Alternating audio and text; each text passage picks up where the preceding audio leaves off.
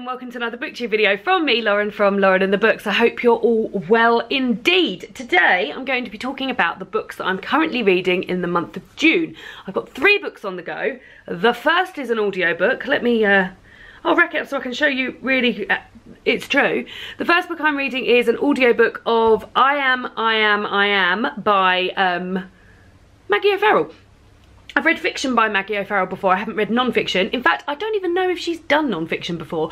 But this is a autobiographical account of 17 brushes with death that Maggie O'Farrell's had in her life. I've listened to the first 3 stories. It's only like 5.5 hours long in terms of listening time, so I don't know how long it is in book. I must have seen the book at some point. I feel like I've seen the front cover, but I can't remember how thick it is. And I've listened to the first 3. Some of them range from like it opens with a terrifying account of her walking in, I think it's like the Scottish Highlands or somewhere, is it?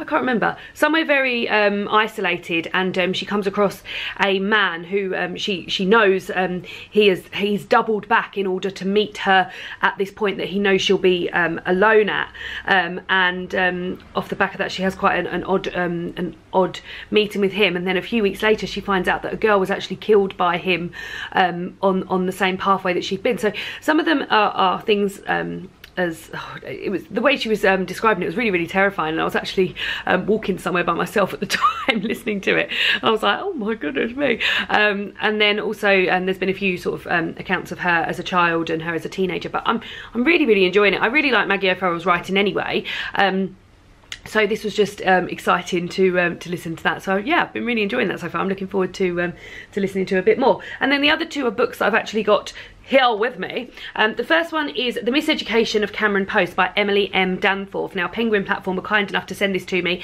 as it's Pride Month in June, and they sent me an email with a number of titles which are LGBTQ+, either in characters or author, and I picked this one. It just I don't know why I picked this one. I just did. But one thing it says here, there's a quote on the front from Curtis Sittenfield who says, "Funny, heartbreaking and beautifully rendered, a new classic."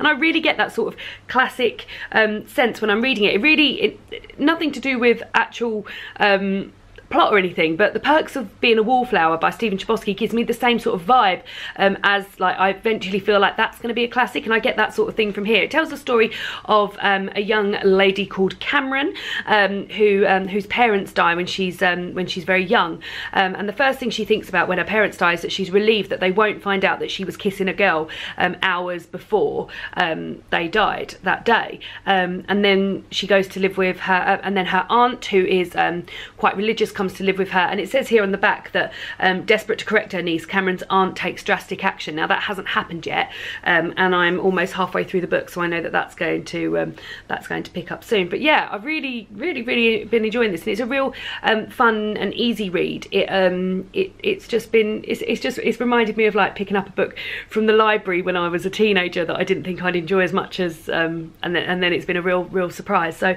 yeah, very much enjoying that, and looking forward to seeing where that takes me. And then the last book is also one that I didn't expect to be as good as it's been, and that is A History of Women in 100 Objects by Maggie Andrews and Janice Lomas. This was sent to me by the publisher, who I believe are Headline. No, the History Press. Oops. The History Press sent me this, and I picked it up, and I was a bit like, when I first saw this cover, when I didn't realise what it is. Can you see what that cover is? I didn't realise what it was, and I was a bit like, oh, I don't like the cover of that. I feel like it's a bit boring. But now I've realised what it is, and it's a packet of the pill, the contraceptive pill. I feel like, oh, very clever. But what I really like about this is because there's so many of these sort of books floating around at the moment, 100 Women, for children, for adults, and I've read a number of them. But what I really like about this is that it will have, like, I've read up to about, I think about 20 items. But for instance, it will have an item that they're discussing and in this instance it's a terracotta baby feeder, and as well as telling you about this terracotta baby feeder, it goes on to tell you about what breastfeeding has been like throughout the ages, and alternatives to feeding children throughout the ages.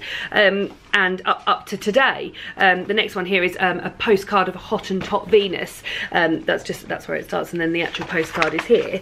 And then it goes on to tell you about the porn industry nowadays. So I really like that. Although every item is a historical item, because it is a history of women in 100 objects, it brings you right up to date with laws that were passed last year, for instance, and things like that.